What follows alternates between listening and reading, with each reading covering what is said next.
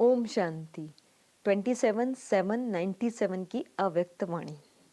वाणी का टाइटल है अव्यक्त बनने के लिए मुख्य शक्तियों की धारणा। आज बाप दादा किस रूप से देख रहे हैं, एक एक के मुखड़े के अंदर क्या देख रहे हैं जान सकते हो। हर एक कहाँ तक अव्यक्त मूर्त, आकर्षण मूर्त, अलौकिक मूर्त और हर्षित मूर्त बने हैं, यह देख रहे हैं। चारों ही लक्षण इस मुखड़े से दिखाई पड़ते हैं। कौन कौन कहाँ तक बने हैं, कौन कौन कहाँ तक बने हैं, वह हरेक का मुखड़ा साक्षात्कार कराता है। जैसे दर्पण में स्थूल चेहरा देखते हैं, वैसे दर्पण में यह लक्षण भी देखते हो। देखने से अपना साक्षात्कार क्या होता है? चारों लक्षण से विशेष कौन सा लक्षण अपने में देखते हो? अपने आप को देखने का अभ्यास हर एक को होना चाहिए। बाबा ने कहा कि दर्पण में देखकर चेक करना है इन चारों लक्षणों को। अंतिम स्टेज ऐसी होनी है जिसमें हर एक के मुखड़े में यह सर्व लक्षण प्रसिद्ध रूप में दिखाई पड़ेंगे।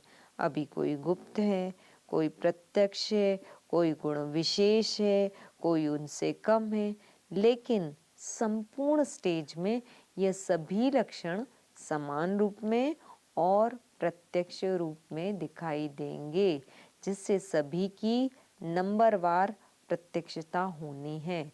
जितना जितना जिसमें प्रत्यक्ष रूप में गुण आते जाएंगे, उतनी उतनी प्रत्यक्षता भी होती जा रही है। आज विशेष किस कार्य के लिए आए हैं? पांडव सेना प्रति। पांडवों की भट्टी का आरंभ है। अपने में क्या नवीनता लानी है, यह मालूम है। विशेष भट्टी में आए हो तो विशेष क्या धारण करेंगे? बाबा प्रश्न पूछ रहे हैं पांडवों से कि विशेष किस गुण की धारणा के लिए आए हैं। हर एक ने अपना अपना लक्ष्य सुनाया। टीचर्स, आप बताओ इस पांडव सेना से क्या क्या कराना है। तो यह पहले से सुनते ही अपने में सभी पॉइंट्स भरने का प्रयत्न कर लेंगे, जो फिर आपको मेहनत नहीं करनी पड़ेगी। आप इन्हों से क्या चाहते हो? बाबा ने टीचर्स से कहा। यह 1 सेकंड में अपने को बदल सकते हैं। मुश्किल तो कुछ भी हो नहीं सकता, और जो निमित्त बने हुए हैं उन्हों को मदद भी बहुत अच्छी मिलती है। पांडव सेना से तो कल्प पहले की प्रसिद्ध है ही। पांडव सेना है, बाबा कह रहे हैं, वो कल्प पहले की प्रसिद्ध है ही। पांडवों के कर्तव्य का यादगार तो प्रसिद्ध है। जो कल्प पहले बना हुआ है वह सिर्फ अभी रिपीट करना है। अव्यक्त बनने के लिए वह जो भी सभी ने लक्ष्य सुनाया, उसको पूर्ण करने के लिए क्या क्या अपने में धारण करना है, वह आज सुनाते हैं। सर्व पांडव अपने को क्या कहलाते हो? ऑलमाइटी गॉड फादर के बच्चे कहलाते हो ना। तो अव्यक्त बनने के लिए मुख्य कौन सी शक्तियों को अपने में धारण करना है? बाबा फिर से प्रश्न पूछ रहे हैं पांडवों से। तभी जो लक्ष्य रखा है वह पूर्ण हो सकेगा। भट्टी से मुख्य कौन सी शक्तियों को धारण करके जाना है, वह बताते हैं। अब बाबा बता रहे हैं कि कौन सी शक्तियों को धारण करके जाना है तो बहुत, लेकिन मुख्य एक तो सहन शक्ति चाहिए, परखने की शक्ति चाहिए, और विस्तार को छोटा करने की, और फिर छोटे को बड़ा करने की भी शक्ति चाहिए। कहाँ विस्तार को कम करना पड़ता है और कहाँ विस्तार भी करना पड़ता है। समेटने की शक्ति, समाने की शक्ति, सामना करने की शक्ति और निर्णय करने की भी शक्ति चाहिए। तो बाबा ने शक्तियाँ बताई कि कौन कौन सी शक्तियाँ चाहिए। इन सबके साथ साथ सर्व को स्नेह और सहयोगी बनाने की, अर्थात सर्व को मिलाने की भी शक्ति चाहिए।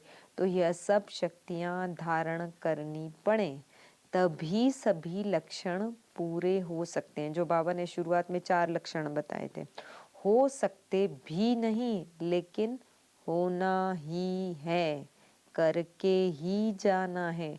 यह निश्चय बुद्धि के बोल है। इसके लिए एक बात विशेष है, रूहानियत भी धारण करनी है और साथ साथ ईश्वरीय रुहाब भी हो। ये दो बातें धारण करनी है और एक बात छोड़ना है। वह कौन सी? कोई ने कहा रोब छोड़ना है, कोई ने कहा नीचपना छोड़ना है।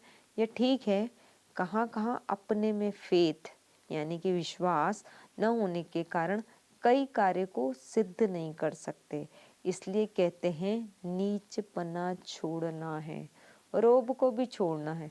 दूसरा, जो भिन्न भिन्न रूप बदलते हैं, कब कैसा, तो वह भिन्न भिन्न रूप बदलना छोड़कर एक अव्यक्त और अलौकिक रूप भट्टी से धारण करके जाना है। अच्छा, तिलक तो लगा हुआ है ना, अभी सिर्फ भट्टी की सौगात देनी।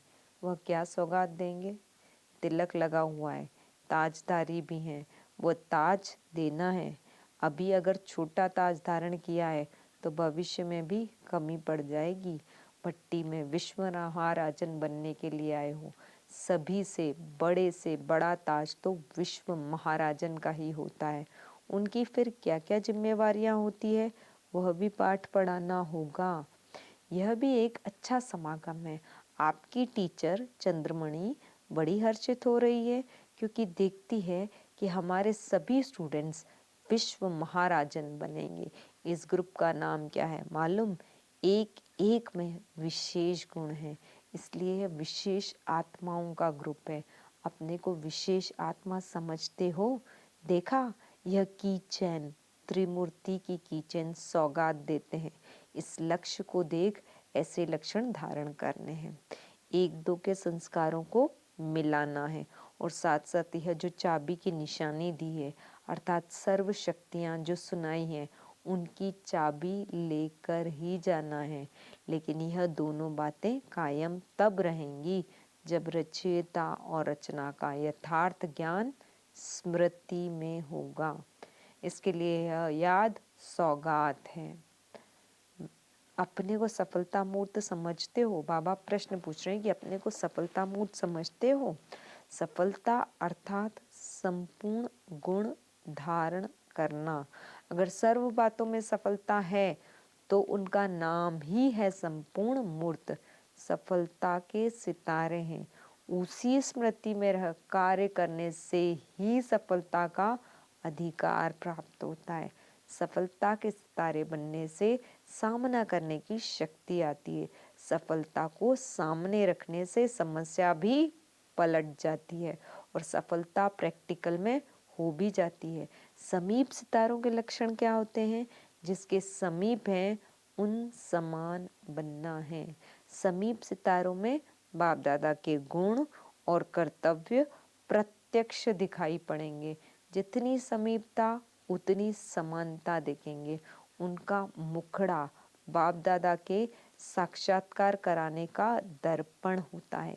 उसको बाप दादा का परिचय देने का प्रयत्न कम करना पड़ता है क्योंकि वो स्वयं ही परिचय देने की मूर्त होते हैं। उनको देखते ही बाप दादा का परिचय प्राप्त हो जाता है। सर्विस में ऐसा प्रत्यक्ष सबूत देखेंगे। बल देखेंगे आप लोगों को, लेकिन आकर्षण बाप दादा की तरफ होगी। इसको कहा जाता है सन शोज फादर। स्नेह समीप लाता है। अपने स्नेह के मूर्त को जानते हो? स्नेह कभी गुप्त नहीं रह सकता।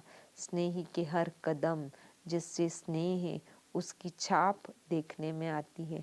जितना हर्षित मुख उतना आकर्षण मूर्त बनना है।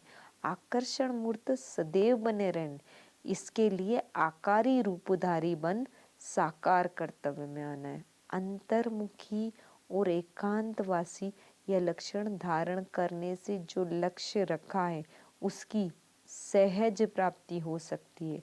साधन से सिद्धि होती है ना। सर्विस में सदैव संपूर्ण सफलता के लिए विशेष किस गुण को सामने रखना पड़ता है? साकार रूप में विशेष किस गुण के होने के कारण सफलता प्राप्त हुई? उदार चित्त। जितना उदारचित्त उतना सर्व के उद्धार करने का निमित्त बन सकते हैं। उदारचित्त होने से सहयोग लेने के पात्र बन जाते हैं। ऐसा समझना चाहिए कि हम सर्व आत्माओं के उद्धार करने के निमित्त हैं। इसलिए हर बात में उदार चित्त, मनसा में, वाचा में और कर्मणा में भी उदार चित्त बनना है, संपर्क में भी बनना है। बनते जा रहे हैं और बनते ही जाना है। जितना जो उदार चित्त होता है उतना वह आकर्षण मूर्त भी होता है।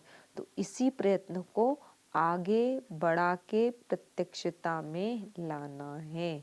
मधुबन में रहते मधुरता और बेहद की वैराग्य वृत्ति को धारण करना है।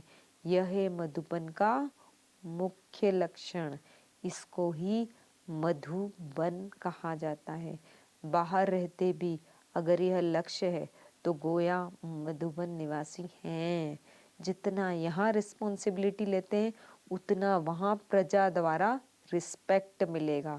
सहयोग लेने के लिए स्नेही बनना है, सर्व के स्नेही, सर्व के सहयोगी। जितना जितना चक्रवर्ती बनेंगे उतना सर्व के संबंध में आ सकते हैं। इस ग्रुप को विशेष चक्रवर्ती बनना चाहिए, क्योंकि सर्व के संबंध में आने से सर्व को सहयोग दे भी सकेंगे और सर्व का सहयोग ले भी सकते हैं।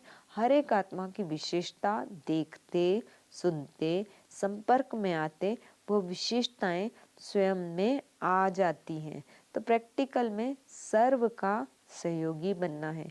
इसके लिए पांडव सेना को चक्रवर्ती बनना पड़ेगा। योग की अग्नि सदैव जली रहे, इसके लिए मन, वाणी, कर्म और संबंध, ये चारों बातों की रखवाली करना पड़े। फिर यह अग्नि अविनाशी रहेगी। बार बार बुझाएंगे और जलाएंगे तो टाइम वेस्ट हो जाएगा और पद भी कम होगा। जितना स्नेह है उतनी शक्ति भी रखो। 1 सेकंड में आकारी और 1 सेकंड में साकारी बन सकते हो, यह भी आवश्यक सर्विस है। जैसे सर्विस के और अनेक साधन हैं, वैसे यह प्रैक्टिस भी अनेक आत्माओं के कल्याण के लिए एक साधन है। इस सर्विस से कोई भी आत्मा को आकर्षित कर सकते हो। इसमें कुछ खर्चा भी नहीं है, कम खर्च बाला नशीन। ऐसी योजना बनाओ। अभी हर एक में कोई ना कोई विशेष शक्ति है, लेकिन सर्व शक्तियाँ आ जाएंगी तो फिर क्या बन जाएंगे? मास्टर सर्व शक्तिमान। सभी गुणों में श्रेष्ठ बनना है। इष्ट देवताओं में सर्व शक्तियाँ समान रूप में होती हैं, तो यह पुरुषार्थ करना है। अच्छा।